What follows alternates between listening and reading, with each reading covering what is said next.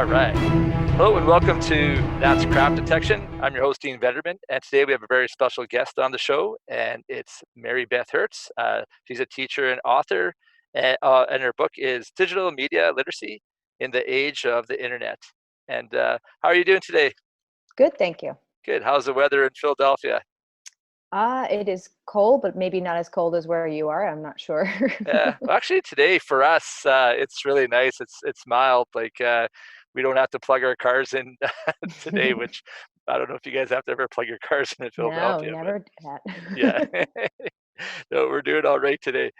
So thanks a lot for agreeing to be part of the show. And our focus is on media literacy, and I really appreciate a lot of the work that you've done and the time you spent with our ECI 832 class, sharing a lot of your knowledge and your work. So I thought I'd dig a little deeper. I'm doing a project on crap detection, and I know that you've done a lot of work in this area. So I'd just like to start off by asking you a quick question of, can you tell me an example of a time when fake news was used in your class and how you handled or used it as a teachable moment?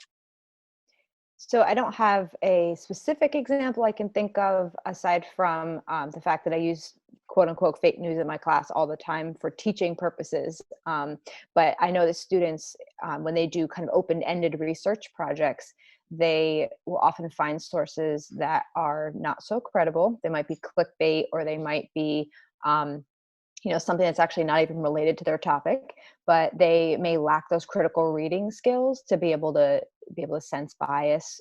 Often clickbait is also written for a certain grade level, right? So those kinds of articles tend to be the ones that they'll go to because they're actually easier to read. um, and then and I've had to walk kids through that, rereading and kind of just making sure that they understand what they're reading.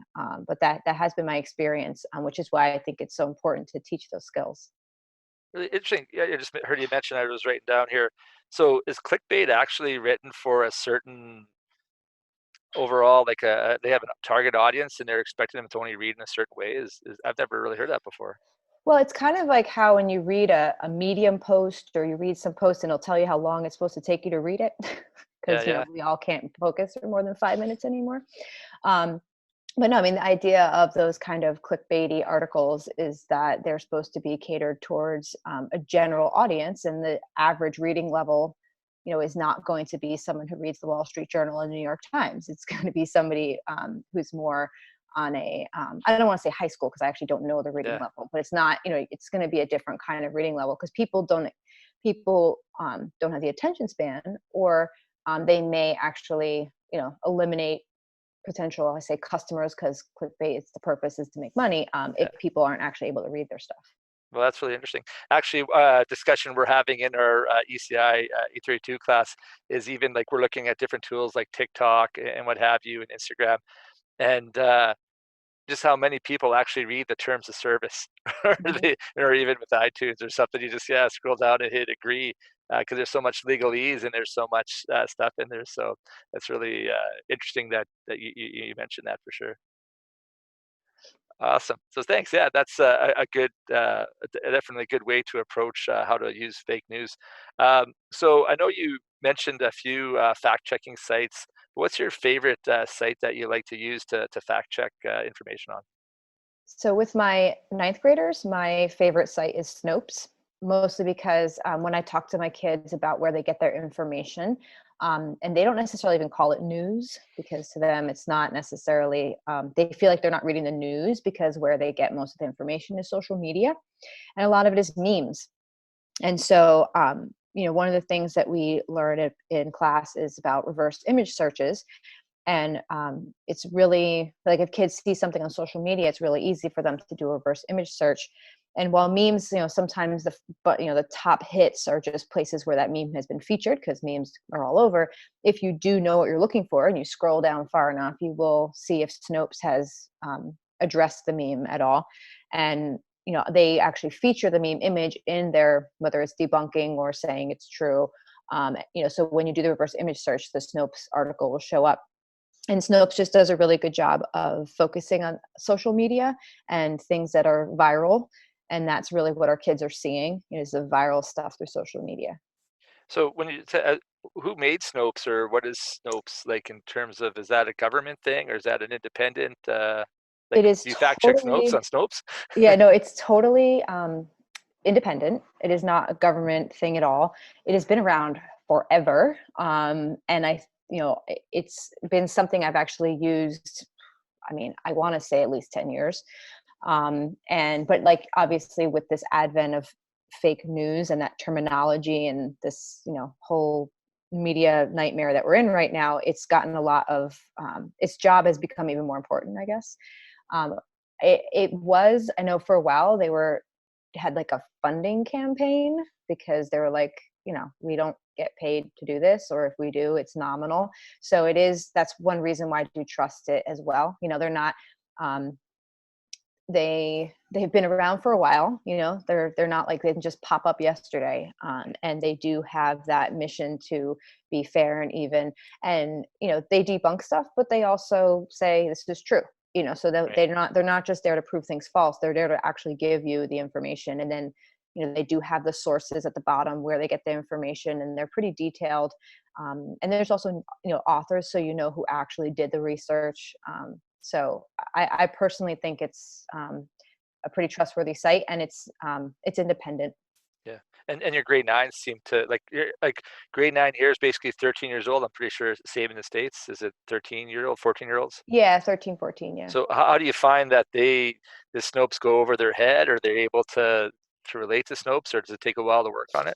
No, it's laid out. The Snopes pages are laid out very simply. It's usually, and it's all, everyone is pretty much the same. It's like, here's the viral stuff, true or false. Here's like the evidence. So they'll have like the image or the video or like whatever it is. And then they talk through it, and they're very short, the articles themselves. They're not, and it depends, I guess, on the complexity of what the issue, or what the statement or whatever it is.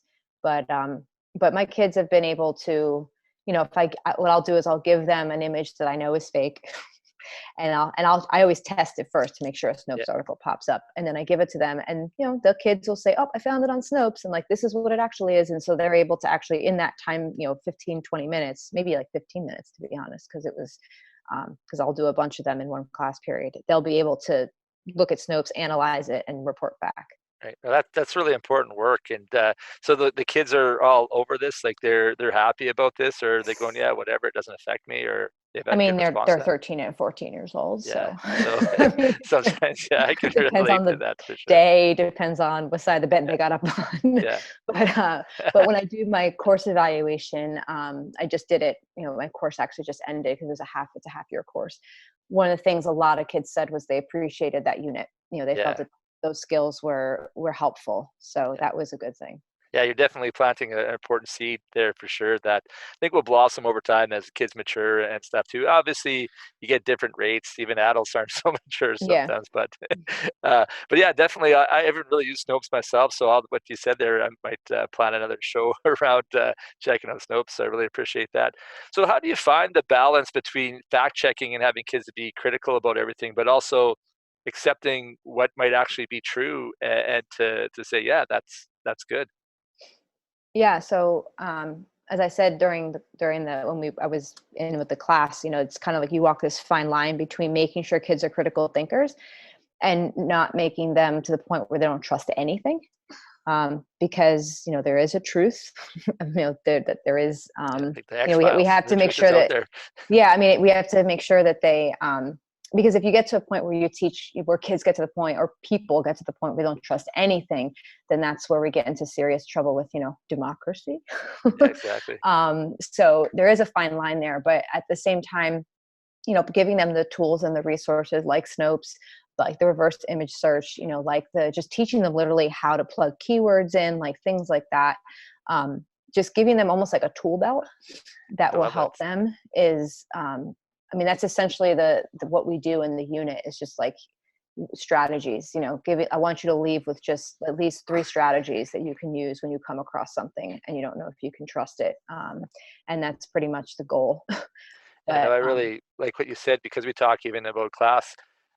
I think, we talk about digital citizenship, but you're almost just getting rid of the word digital and it's just citizenship. So to fact check and get your tool belt and be an informed citizen, it's a part, and I like what you said about democracy too. There is, if we're going to believe in democracy, we have to be able to find the truth and be able to do that as part of, having freedom, for Mhm. sure, is to do that. So that's really cool. Is there? I noticed you talked about lateral searching before. Do you want to explain that a little bit? Yeah.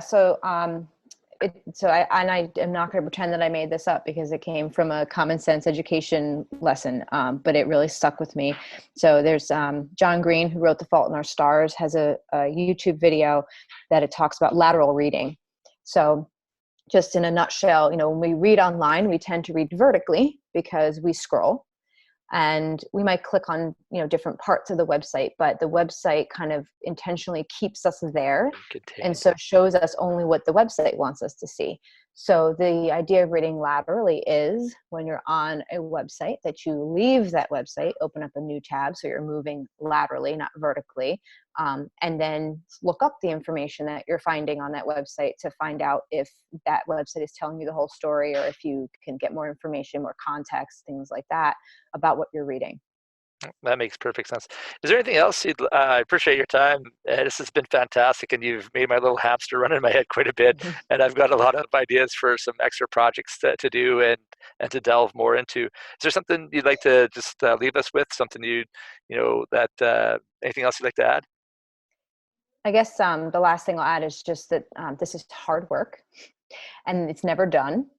And I think it's important that we are careful not to make this too black and white for our students, because there is no black and white in this. Even if I trust a source, that doesn't mean that source isn't going to screw up.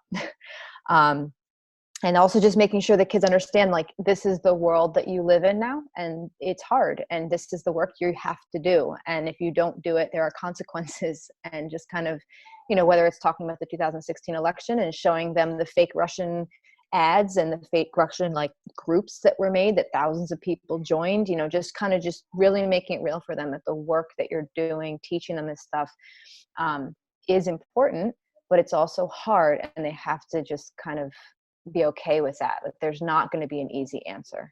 Yeah, definitely. Like, even with the coronavirus going on right now, I know there's lots of Mhm. misinformation being given about that. That's really harmful, but there is truth out there, for sure, if you take the time to look.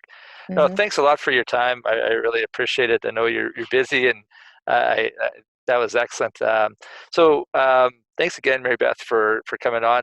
That's Crowd Detection, the show. I'm Dean Venderman, and to all you guys listening and watching, thanks for watching, and have a great day. Thanks so much, Mary Beth. Thank you.